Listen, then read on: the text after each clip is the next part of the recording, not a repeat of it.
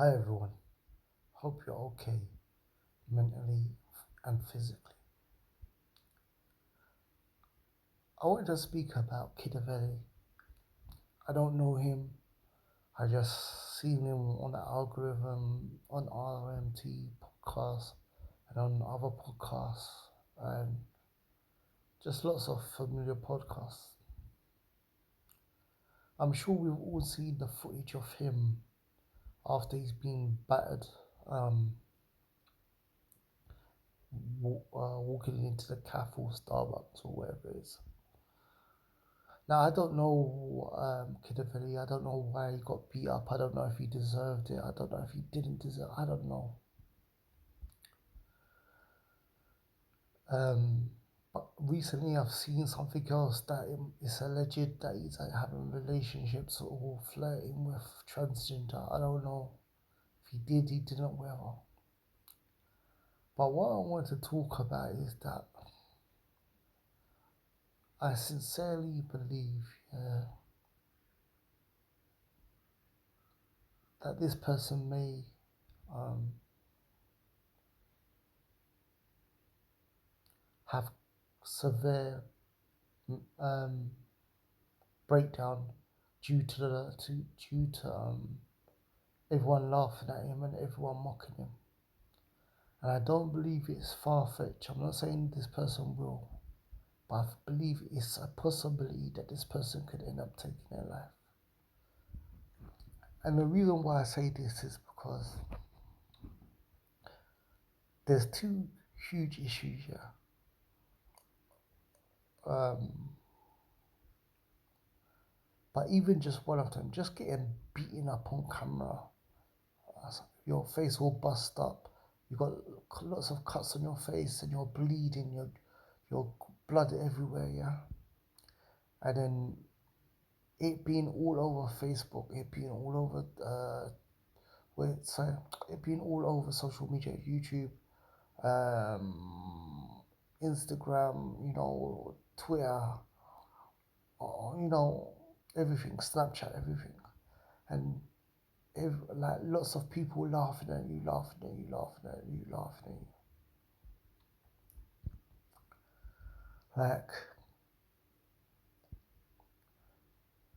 you. Like, and I'm not saying if he dissed someone's mum, if he said he was gonna be, if he was humiliating another person, if he was insulting another person or putting them down or like taking another person's like dignity and stuff, then he deserved what he got. I don't know. I have no clue what Kidavelly was arguing about or what caused him to get beat up. Yeah, but the whole point that the aftermath is this: is that a situation happened. Lots of people were laughing at him. Everyone has haters. Everyone has haters, especially if you're a person who's frequently on podcasts and stuff. It comes with the territory. The more well known you are, the more disliked you are. Yeah, so everyone has haters. You know what I'm saying? Even if you ain't done nothing wrong, you're gonna have haters. But anyway, the point is that incident happened. Now, next incident happened, and he's supposed to be in a relationship with tranny or transvestite. Now, the thing is just being beaten up alone, yeah, and having it all over social media is enough to make a person not want to come out of the house. And then, like, having a relationship like with a transvestite or whatever or so forth, and that going all over social media. People claim um, that they don't care what anyone thinks. You always hear this people say, especially people on social media or people doing podcasts and stuff, I don't care what anyone says, I don't care what anyone says, I don't care what anyone says, I don't care what anyone says, I don't care what. It's rubbish. Even if people are wrong about you and people believe wrong things about you and you know 100% that is false, you can't say that people actually believe that about you You may get on. It's not about whether. The reality is that everyone cares what people think about them. Even when you say you don't care, if enough people believe it about you, yeah, um, it's gonna affect you. For example, let me give you an example. Imagine they decided to do a prank at you at work, or your friends decided to do a prank, and you woke up, you have a shower, you put your fragrance on everything, you smell nice, you've had a shower, like everything, you're fresh and clean, and then you go to work, and the whole workplace decides to play a game on you. You come in, yeah, and then what happens is that everyone, when you walk past them, they turn away from you and frown, like they make a face or a facial gesture that you smell or something. And then what happens is, while you're walking around during the day, each of your work colleagues or whatever, they take you aside and say, "Bro, I don't mean to be rude, but you're smelling." I don't care what you say. If you could have you could have had a long shower that day, you could have put best fragrance, you could be 100% clean. But if you come into work and you have no clue that it's a prank, and then throughout the day, yeah, like, different work colleagues come up to you and say, "I don't mean to be rude, bro," or you know, but you know what I'm saying, you smell a bit. And when they take you aside and tell you private, you can say whatever you want. The fact that 10 unrelated people in the same workplace who are cool and they took you aside in private and said to you, "Look, like, you smell a bit," you're gonna rethink the fact that, right, do I actually smell? Even if you know 100% you didn't. Why? Because regardless what people say, human beings are social animals, you know, and you have feelings and you have a conscience, and what people says does affect you. Now, the reality is that most people, when they say they don't care what people think, what they actually mean is that what people think about me, even if it's wrong, doesn't matter. But I don't care. I'm still gonna um, I'm still gonna get on with my life, yeah, and go about my business. So most people, even if people would dislike them or whatever, or they will still get on their own with life, but they do care what people say. So Dutchavelli can say, you might say that I don't care that I got beat up and I'm on TV and like everyone's laughing at me, but he cares. And he may care I don't get caught that, oh, people are saying that I'm having a relationship with a transvestite and I'm not, I don't care. No, he cares. And to have those two incidents at one time, um, it's possible that a person could be so down, um, that they could think about how can I say,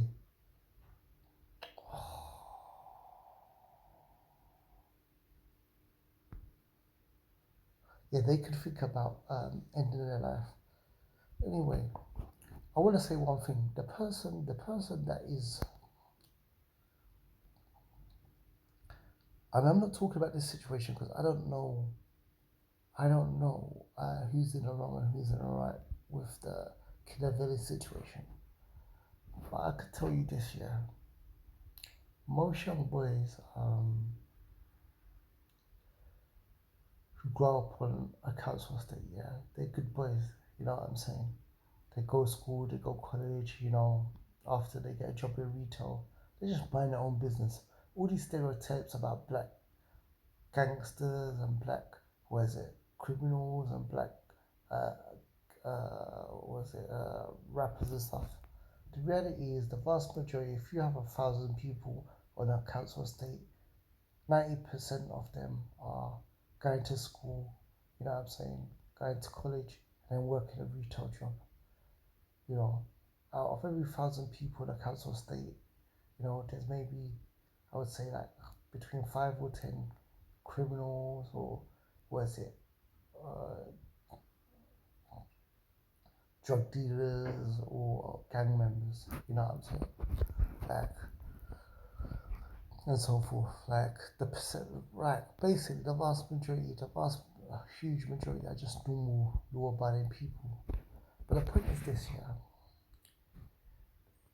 most youths that grow up on a council estate, yeah, who are just minding their own business, at some stage, in life, unfortunately, they've been minding their own business and they've come across gangs, whether it was Junction Boys, whether it was 28s, whether it was whoever it was.